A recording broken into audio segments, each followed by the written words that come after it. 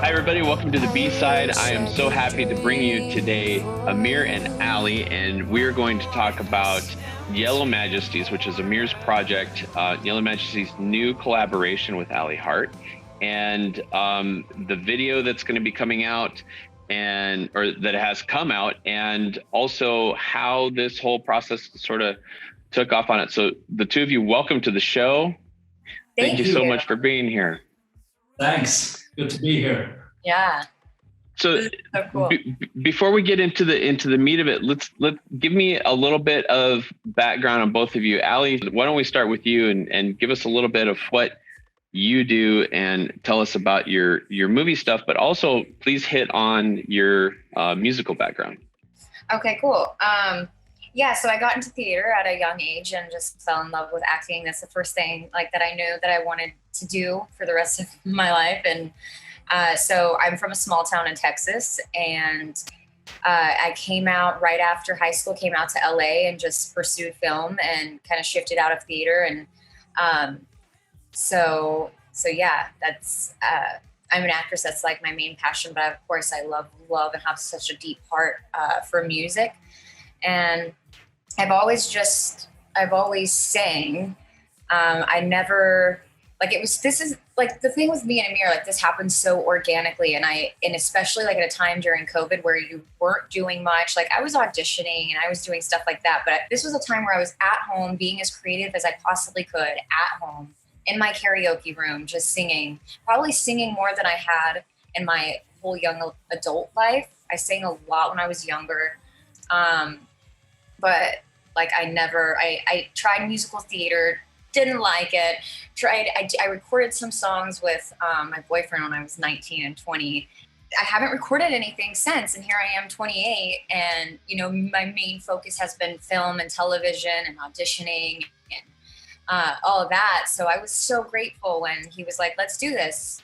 And I was like, okay, yeah, because music was actually pretty prevalent in my life at the moment, because it's really all I had in COVID, because I had a karaoke room. So that's what I was doing every single day. So it made sense. It's funny because you and I have a bunch of things in common. Yeah, cool. So my oldest daughter's name is Shay. Your middle name is Shay. Awesome. I've never met another Shay. She grew up where her mom was in a small town in Texas, Nacogdoches. So that's funny. And then you and I have also been drenched in blood for long periods of time while shooting a film. I played a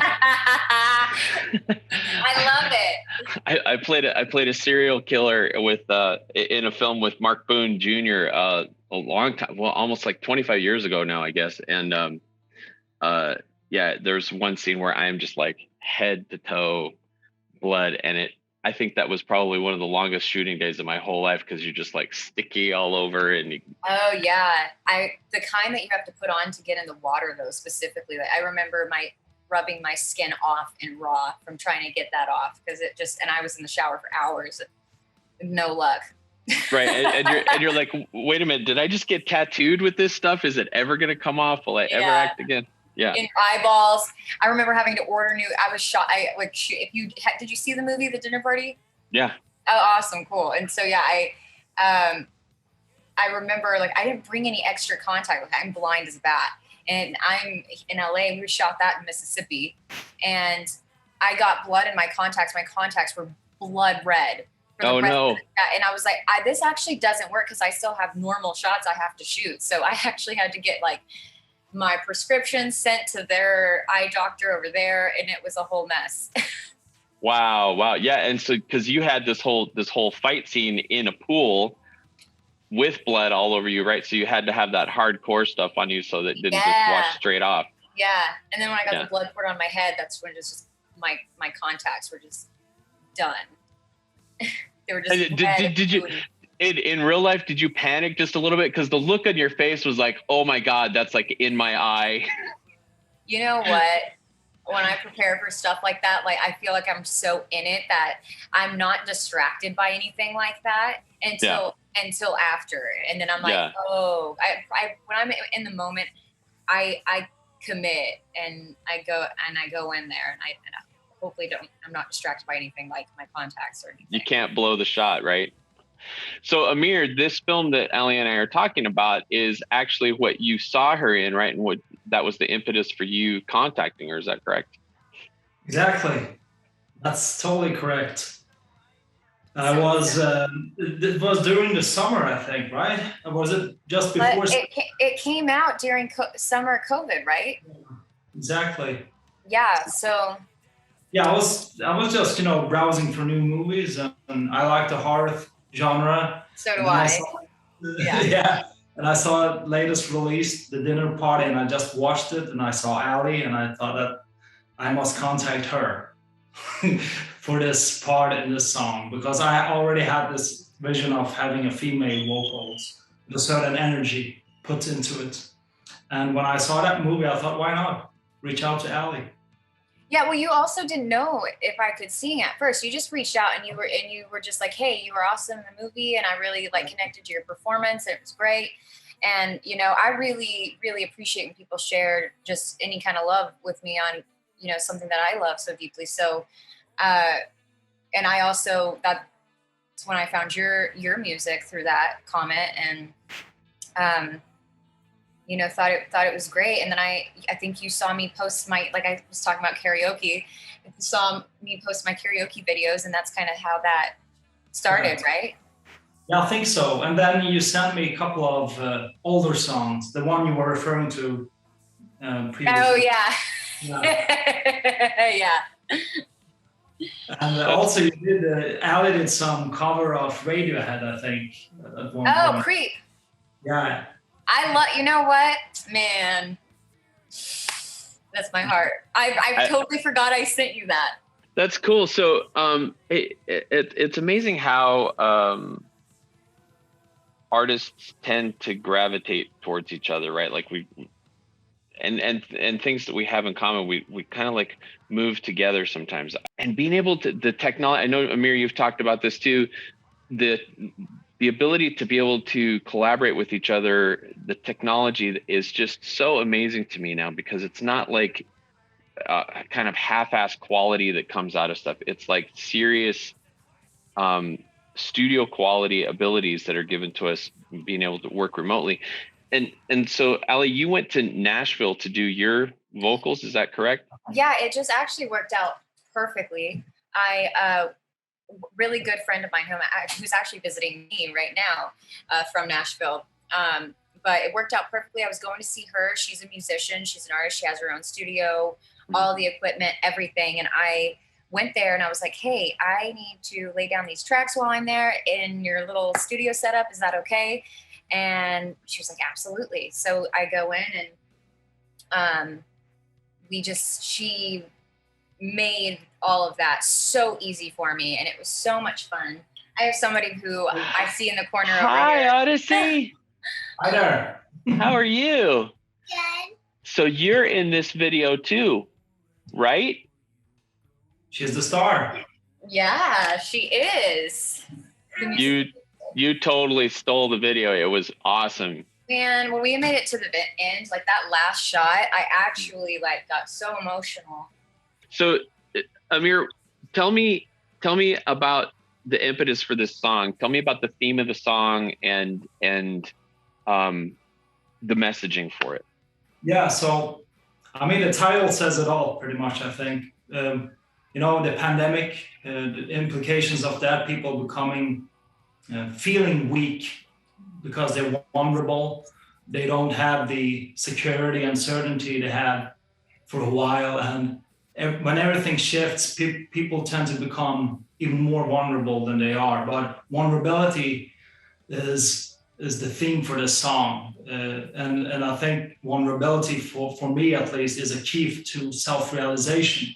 It's not about being weak, because even during these awful circumstances, people rise, people come back, reemerge, they shift, and they find strength within these tough circumstances. And I think the pandemic is just one instance of reminding people that vulnerability is a key towards self-realization. It's not about weakness. It's about being more human being, I guess, during these times, and recognizing that and doing something creative with it is pretty much what, for me at least, one of the essential messages is about from this song.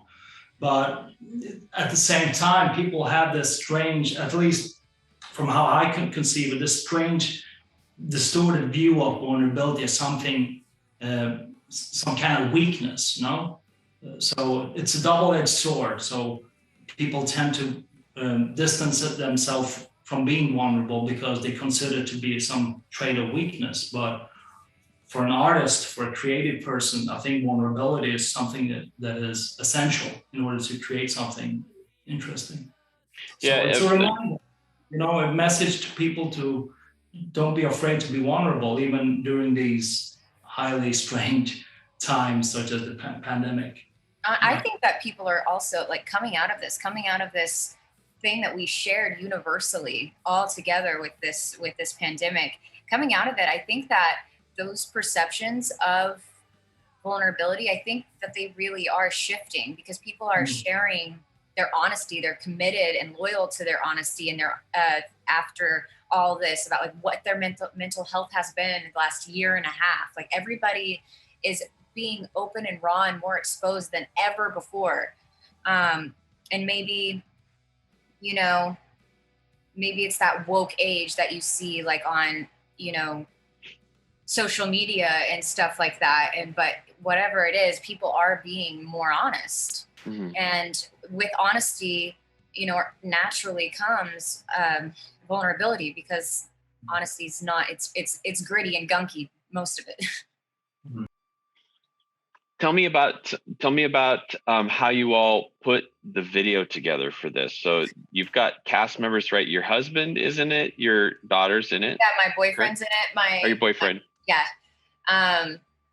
My daughter, my sister, my best friend, and then an old friend of mine who actually I met at an acting boot camp in Texas when I was 15 years old. So I've known him since I was 15, and he's been out here in LA too. He came out here a year before I did. I came out when I was 17, 18, and he started picking up and exploring different passions and photography and stuff like that. So we just started playing during COVID and seeing each other a lot more. And he's like family to me, and he never done anything like this. So, we were like, do you want to do it? So got him to shoot it. He discussed his vision with me, Amir did. And just kind of saw it, and it came together. Like I said, this whole process was so organic.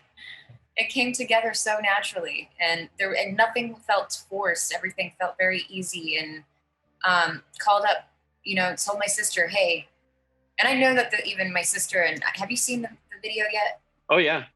So my sister, with the red and the protesting and stuff, I knew that'd be out of her comfort zone. She's a little bit more introverted. I'm the extrovert, and I purposely gave her that because I was like, I'm gonna push her. She's gonna be so uncomfortable. Like, yes, and she was, but she also like felt so good after and felt proud and was like, thank you for kind of, giving me the space to do that so that I could get out of my own way and give myself permission to show up and commit because it looks fucking incredible. Yeah. So I just called her up, called Leah up, let Daniel know, hey, you're going to do this. And it all. And you made him homeless. Yeah. Well, that's very, signifying, especially like, I don't know what it's like over there but you can, I'm sure, imagine what it is like here when it came, especially like homeless has always been terrible here, but especially with COVID, I mean, it amplified.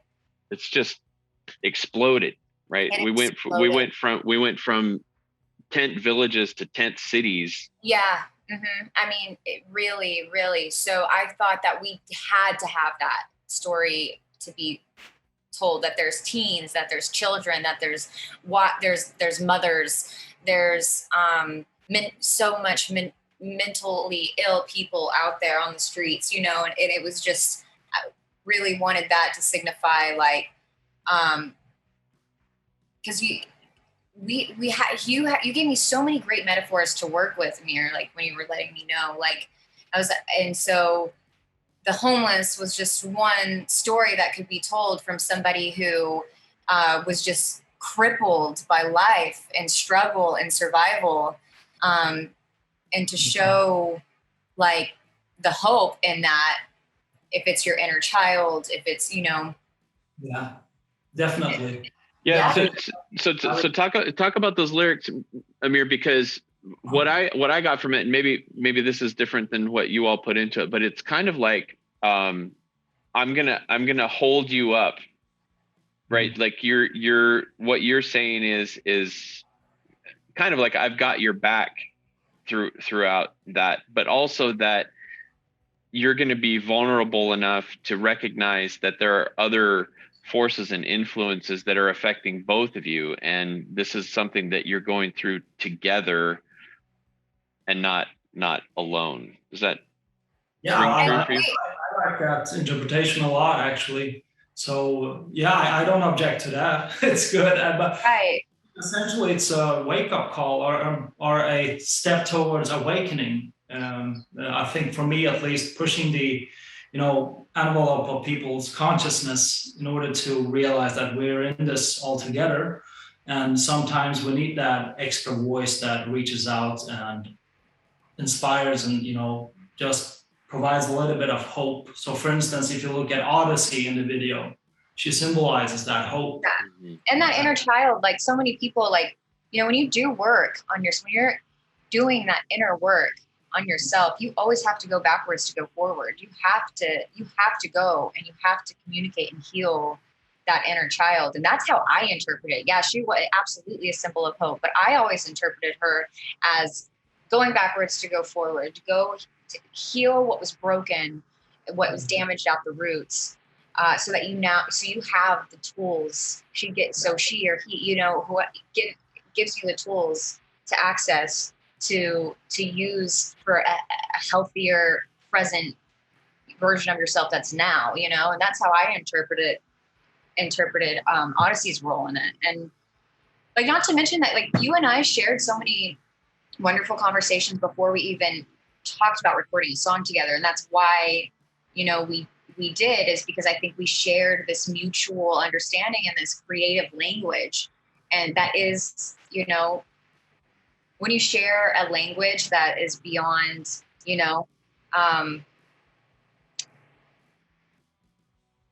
it's like unspoken, right? To have multiple interpretations with, and, if you can access this perception or this perception of what this person's talking about and relate it to whatever, if it's experience, if it's, whatever lens you're seeking to, like, I really think that it's a language. And I think that he and I shared a very similar one. We were able to communicate it, easy, real, vulnerable. Yeah, everything honest. Pretty much flowed on naturally, organically. I reckon that definitely, without any, instrumental effort to it, things just happen very good. But going back to the theme of the song, I mean, I like to have a little sidetracked. The space for an interpretation, that kind of freedom is very good for people to have, and I think that is incorporated into the song. But one thing I think people will recognize and connect with is the idea of connection. That we're all connected in some sense. Yeah. And it's in the most vulnerable times we come to understand that we are all human beings, and we are weak, in quotation marks, vulnerable towards external circumstances, things that are out of our control. So I think that is, for me at least, the main theme, the connection part, that we're all connected in this. Yeah. What was the video production like on your side, Amir?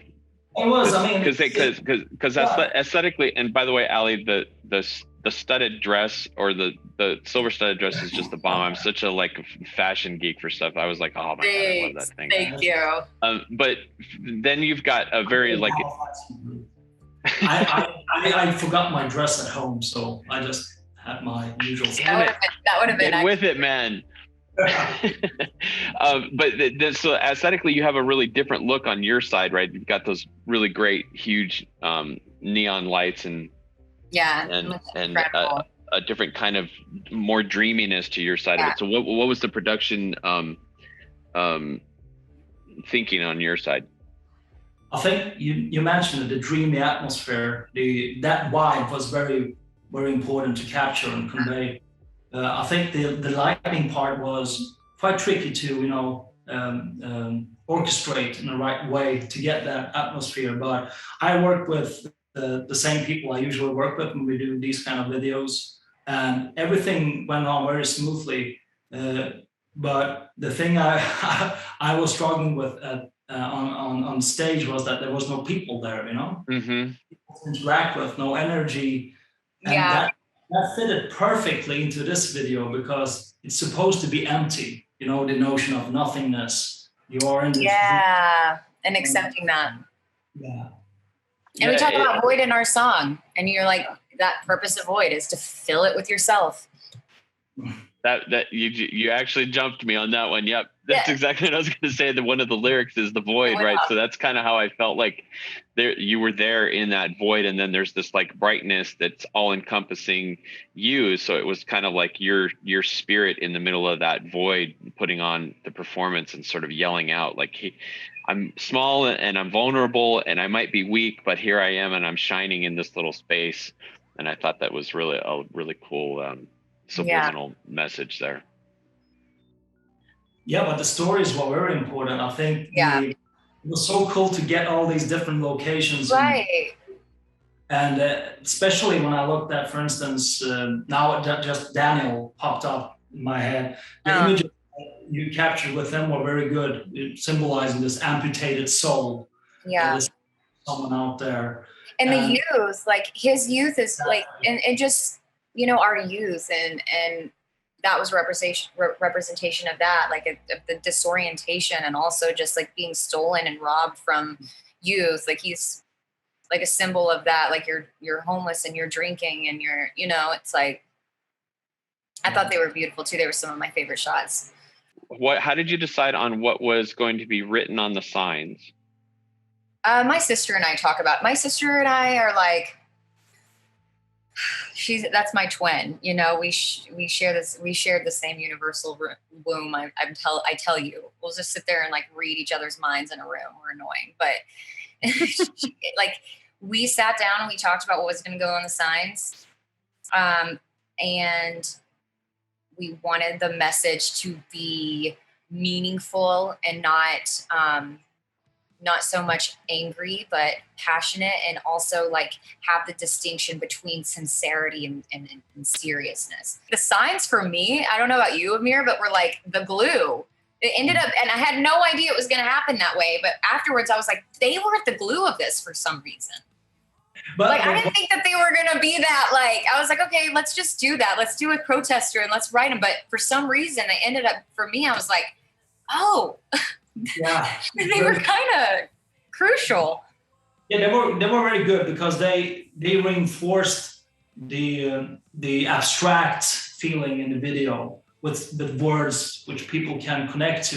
This idea that love is not based on conditions necessarily; it's unconditional. You don't need a VIP pass in order to love. I liked all that kind of stuff. It puts a different layer. An additional video. Yeah. We wrote a few different, not on the board, but on our phones. We worked out a few different ones that we wanted, and we definitely the save yourself from their version of you. That was one we definitely knew we wanted to use.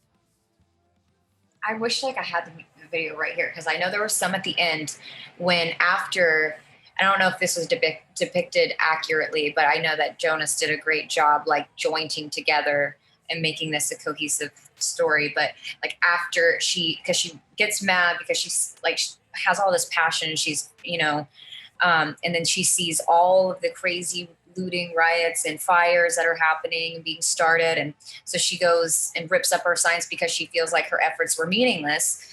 And she gets the knock at the door, you know, Honesty hands her the note, and she goes back in and restarts and rewrites all these other like amazing ones. Like the art isn't starting, and there were some really great ones on there. They were really good. And when you mentioned Jonas, I think it's perfectly fine opportunity to also send out a shout out to him, because he did a really good job with. Yeah. I will tell you that like there was an opportunity for this to not be cohesive and for it to be disjointed, because there were so many things going on. And with, you know, Odyssey, Daniel, Leah, Shanna, like all their little big different stories, you know, like there's an opportunity for it to not be. Yeah. And it came, and I was like, oh, it was so satisfying.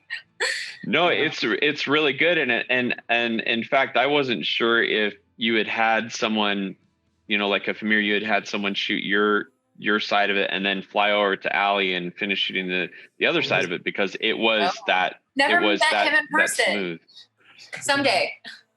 Yeah, but he did a really good job. So thank you, Jonas. What is next for both of you? Well, other than having a wonderful new little life coming into your thank you. Honestly, that has a lot of my focus right now. But I also put so much intention into my creative work as well, because I prioritize it just as much as I prioritize being a good mom. Mm-hmm. I also like have to have a big creative juicy life that's unpredictable, because I have so much predictability and stableness here. And then I'd love to continue to make music. This really, really, really inspired me. And like I said, it has a big place in my life right now. How about you, Amir? Yeah, first of all, I must mention something, that this is the first time Alli and I actually meet. Yeah. That's pretty cool. It's a premiere. It is. Yeah. We have communicated mostly on text and voice. And as Alex told us before, I'm actually amazed that things have just, you know, been so smooth and organically. I use that word so much. Yeah, it's really quite fascinating when you reflect upon it. But from my end, I'm actually recording a new album, or I'm in the process of mixing it. So I'm going to release it in November 2022. And I'm pretty much occupied with that, and also doing some visual stuff with Inari Sirola and a couple of other people. I'm working on some interesting stuff for the next album. And besides that, you know, I have my full-time job in academia, so I'm enslaved to that, but in a very good way, of course, because that has, you know, created this opportunity for me to do all this stuff on the side and meet interesting people like Alli. So yeah, busy bee as usual. Well, thank you very much to the both of you for being on the show. I can't wait to have everyone click the link below and watch the new video, and hope that we get to see more from you, because I think this was a really cool collaboration. And whether it's solo stuff or something else that you guys do together down the line, I'm very excited to have both of you here, and I appreciate you being so. Yeah, likewise. So nice to do this. I wish I could heal for you. Rewind and erase the second name. I wish I could fly for you, far away from the devil's